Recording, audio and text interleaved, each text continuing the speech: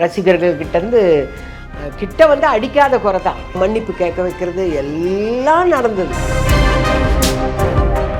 100வது நாள் அப்போ வந்து எல்லாருக்கும் ஷீல்டு கொடுத்து முடிச்சாங்க. எனக்கு ஷீல்டே கொடுக்கல, முடிஞ்சிடுச்சு ஃபங்க்ஷனு. என்னம்மா நம்மளை கூப்பிட்டு அவமானம் பண்ணிட்டாங்க. குறைந்த விலை நிறைந்த தரம், தங்கள் தேவைகள் அனைத்தும் ஒரே இடத்தில். ஜெயச்சந்திரன். படத்துக்காகவே மொட்டை அடிச்சிங்களா? ஆமா, குடும்ப சங்கிலிக்காக மொட்டை அடிச்சேன்.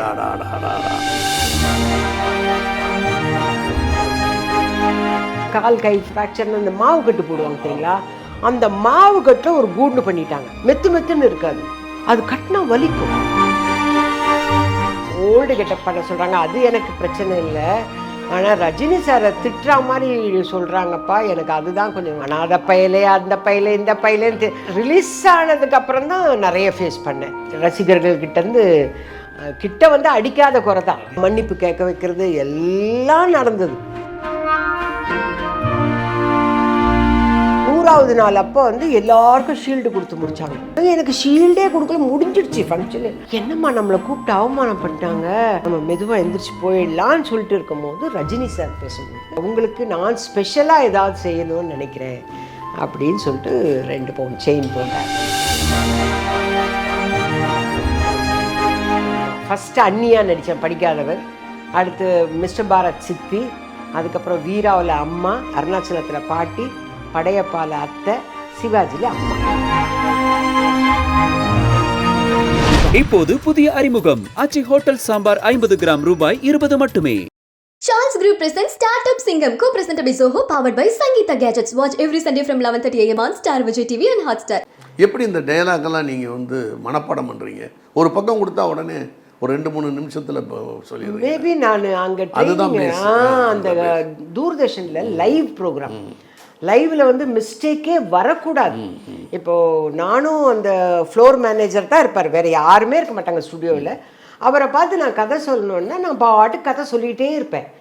அங்கே வந்து இன்னும் 2 minutes இருக்குது, வைண்ட் அப் பண்ணு இப்படி சைகை காட்டினாங்கன்னா ஓகே, அதுக்குள்ளே அந்த கதையை நான் கடன்னு சுருக்கணும்.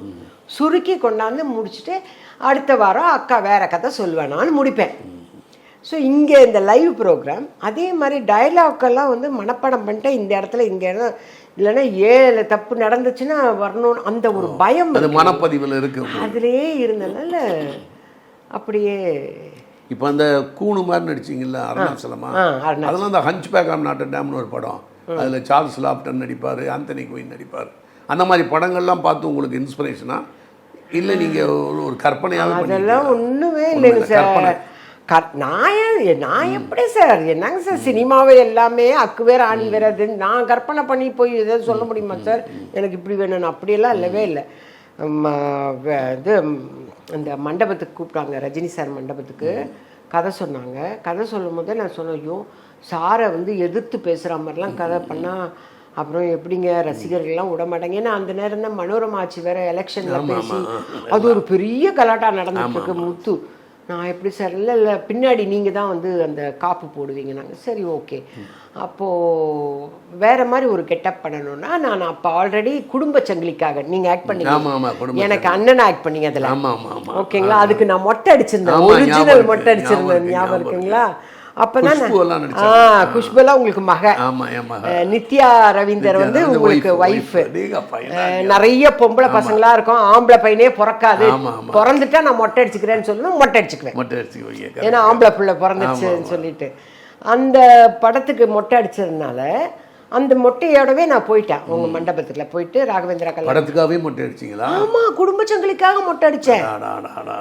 ஆமா, எப்படி அந்த ஆக்ஷன் பண்றதுன்னே எனக்கு தெரியல. இப்போ அந்த விக்கு ஒட்டிடுவாங்க, நமக்கு கான்சியஸா இருக்கும்ல, அந்த விக்கை தொடரும்போது அது பாட்டு கழிந்து வந்துருச்சுன்னா, ஸோ அப்படி யோசிச்சு அப்படி நமக்கு அப்படியெல்லாம் நடிச்சா நல்லா இருக்கும்னு ஒரு ஃபீலு. அதனால மொட்டை அடிச்சுக்கிட்டேன். அந்த மொட்டையோடவே ராகவேந்திரா கல்யாண மண்டபத்தில் போய் பார்க்குறேன். அப்போ சொன்னாங்க, இந்த மொட்டையில் முடி வளர்ந்தா எப்படி இருக்குமோ அந்த மாதிரி விக்கு வச்சுக்கலாம். அப்புறம் கல்யாணகுமார் சார் அவர் நடிச்சிருக்காரு அந்த மாதிரி. நீங்க சொன்ன இங்கிலீஷ் படமெல்லாம் அவங்க சொல்லல, அவங்க இது அதை பார்த்தா அவரும் நடிச்சாரு. அந்த மாதிரி ஒரு படம், அந்த மாதிரி ஒரு கெட்டப்ல பண்ணலாம். நாங்கள் சரி எது இருந்தாலும் ஓகே, பட் இப்படி இது பண்ணணுமே. நான் உடனே பஞ்சு அப்பாவுக்கு தான் ஃபோன் பண்ணேன், பஞ்சு அருணாச்சலம் அப்பாவுக்கு. என்னை வந்து ஓல்டு கெட்டப் பண்ண சொல்கிறாங்க. அது எனக்கு பிரச்சனை இல்லை.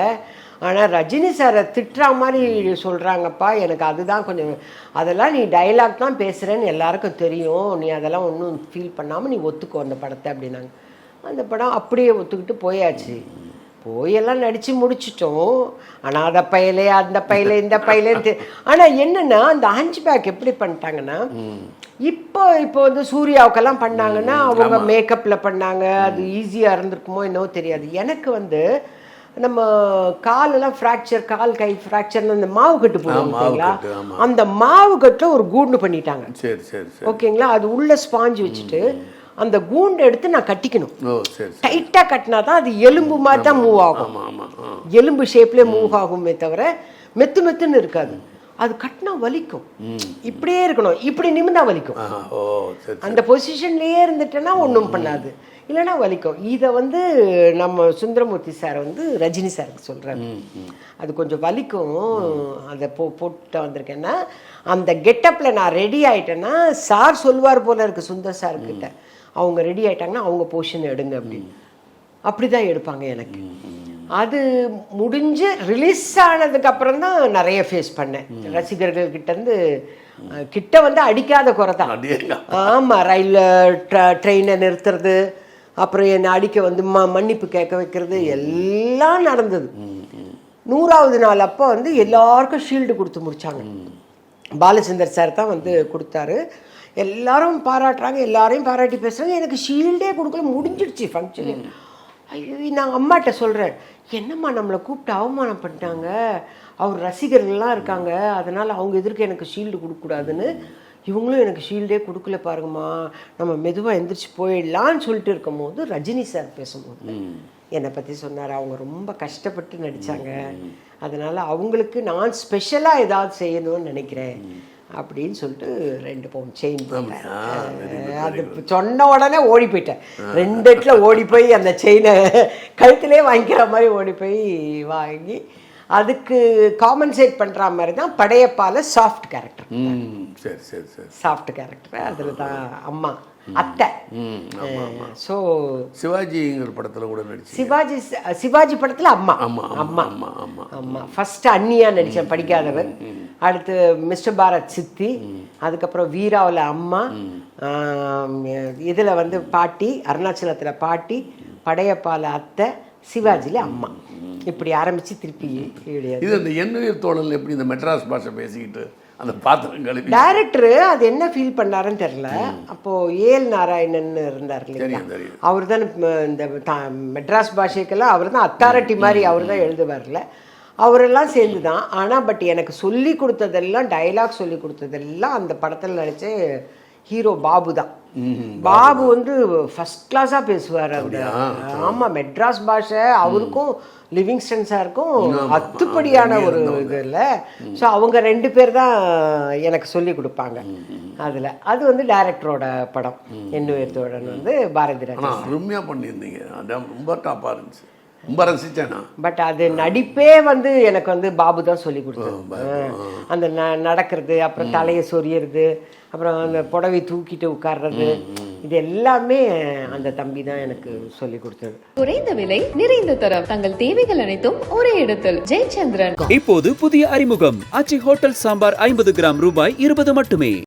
Charles Group presents Startup Singham, co-presented by Zoho, powered by Sangeeta Gadgets. Watch every Sunday from 11:30 a.m. on Star Vijay TV and Hotstar.